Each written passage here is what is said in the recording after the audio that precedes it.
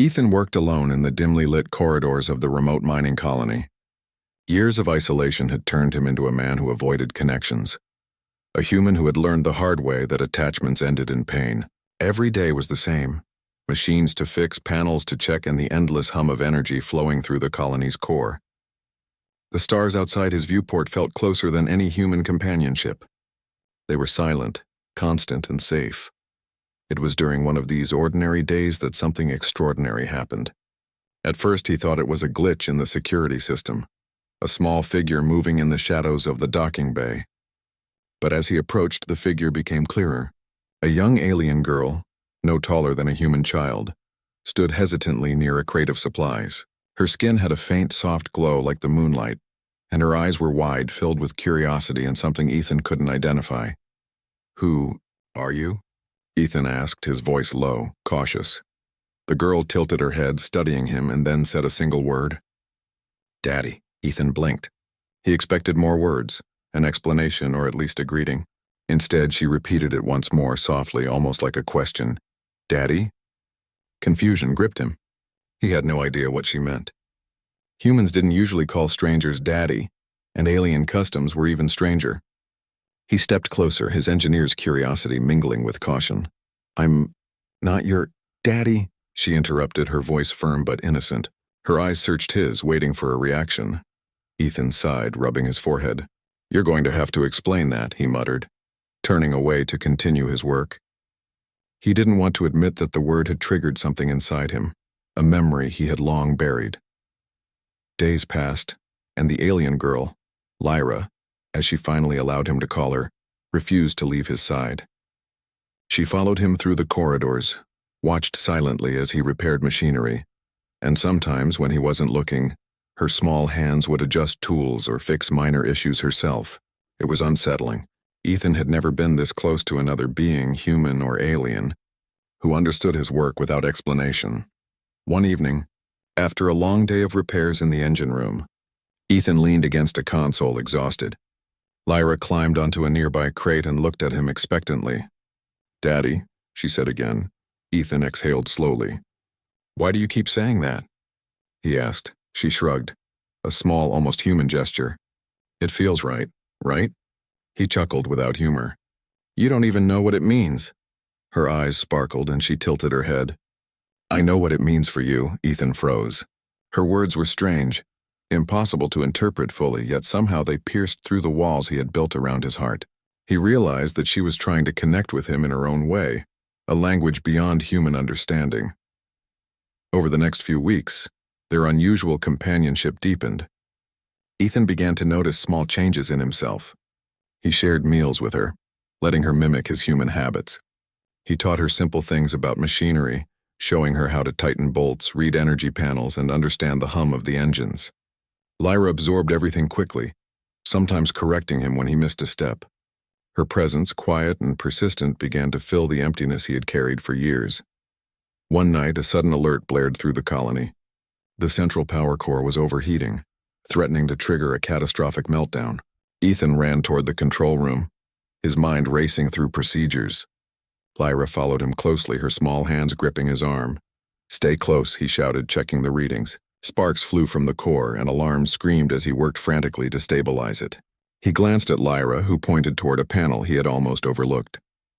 Instinctively, he followed her guidance, pressing buttons and rerouting power flows exactly as she indicated. The core stabilized.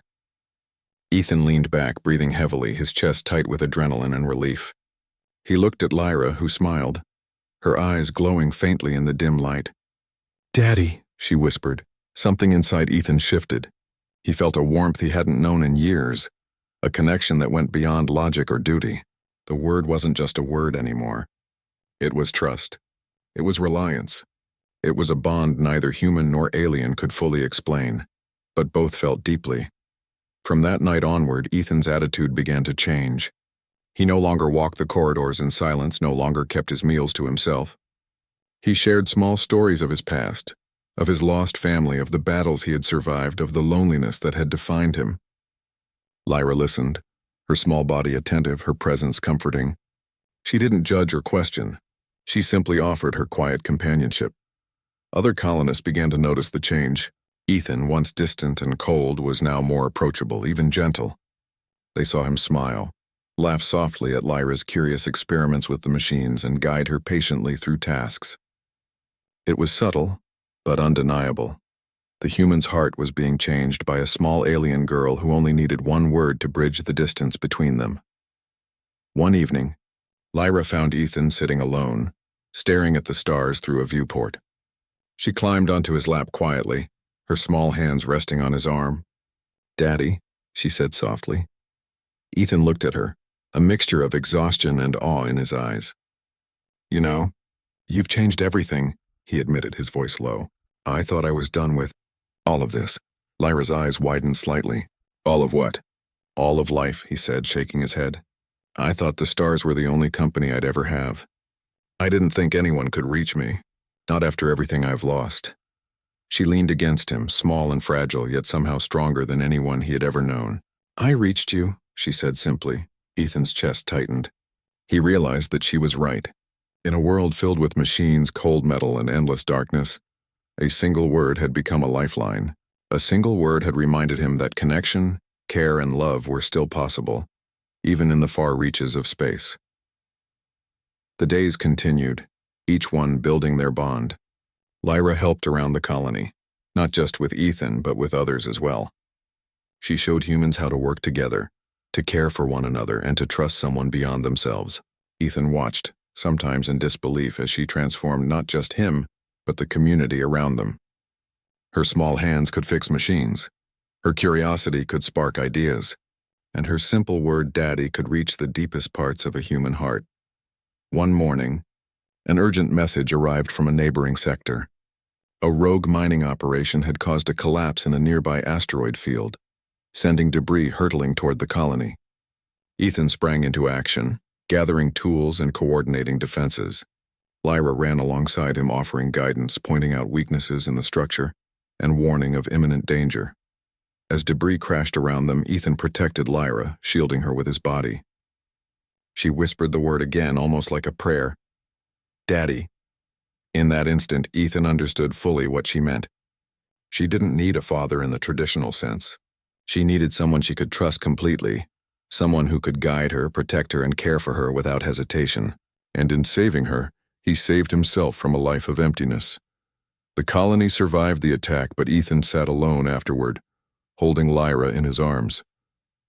His hands trembled, his chest still tight with the adrenaline of survival. "You changed me," he whispered, staring at her glowing eyes. "You made me human again." Lyra smiled, small but radiant, resting her head against his shoulder.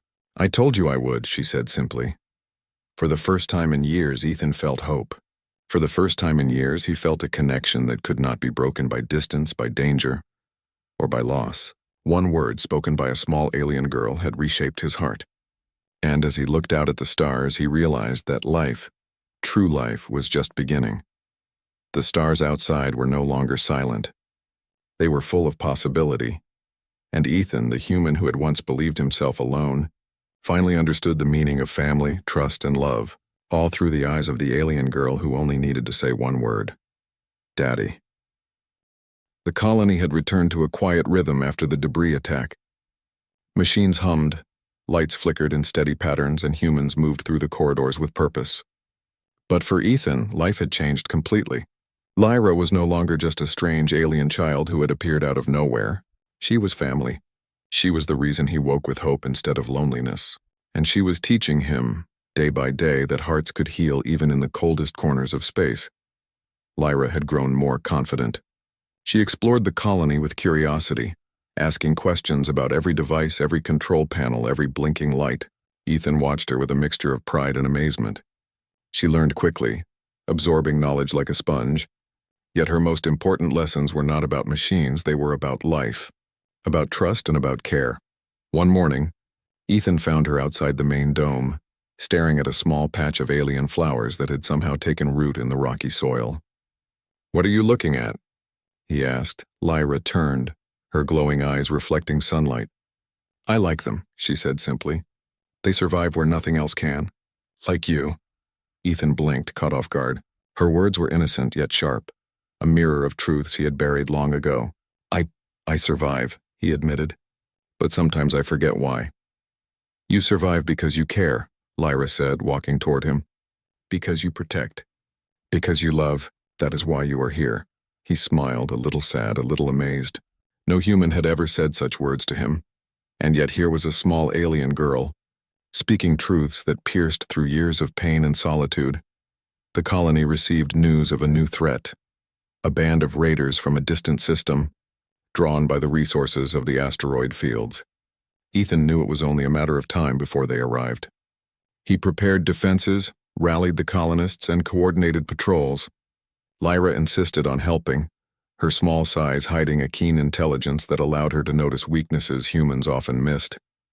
"Daddy," she said, touching his arm one evening as he worked over blueprints. "If we work together, we can protect everyone." Ethan felt his chest tighten. He wanted to argue, to tell her that she was too small, too young. But he couldn't. Her presence made him braver, stronger. "You're right," he said quietly. Together, when the raiders arrived, the colony was ready. Ethan led humans and Lyra through the defense strategies they had rehearsed. She guided them, pointing out hiding spots, alerting them to structural weaknesses, and even coordinating small maneuvers that stunned the attackers. The humans began to see her not as a child, but as a force that inspired courage and action. During the battle, a heavy beam fell near Lyra. Without thinking, Ethan dived toward her, pushing her aside and taking the impact himself. Pain shot through his leg, but he refused to release her. "Daddy," she whispered, her tiny hands pressing against his chest, not in fear but in understanding. Ethan gritted his teeth, feeling a strange warmth.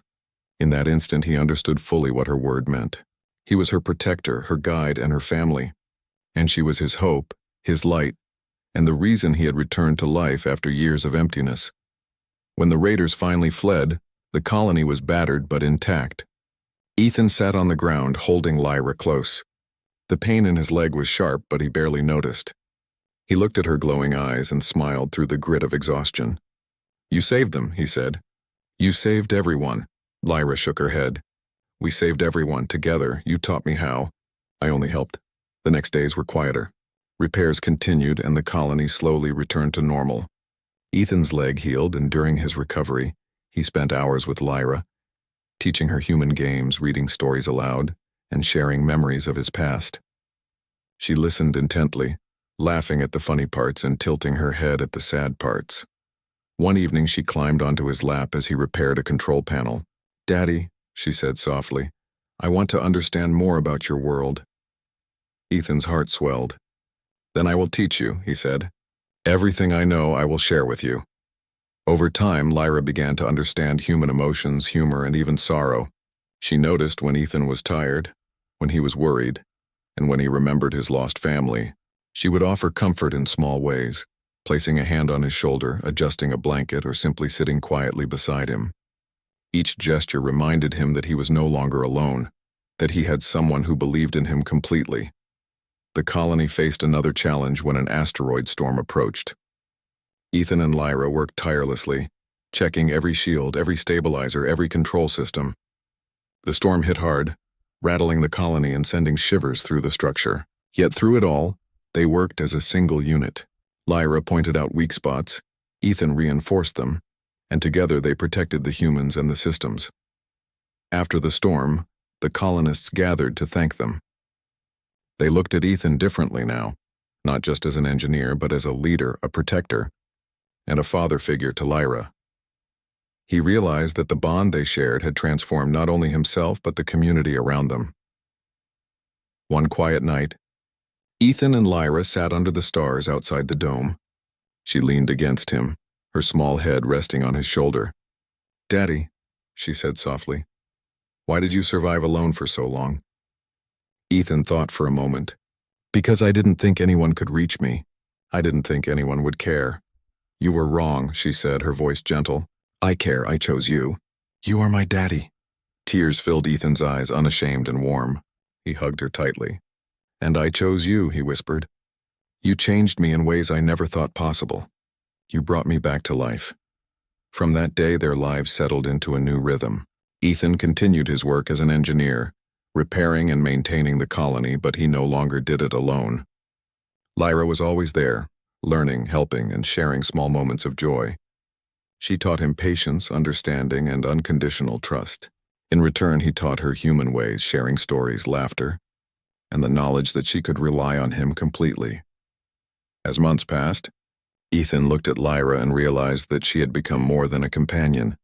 She was family, a reminder that even in the darkest, most isolated corners of the galaxy, connection could thrive. One word had changed his life, but her presence, courage, and love had changed his heart forever.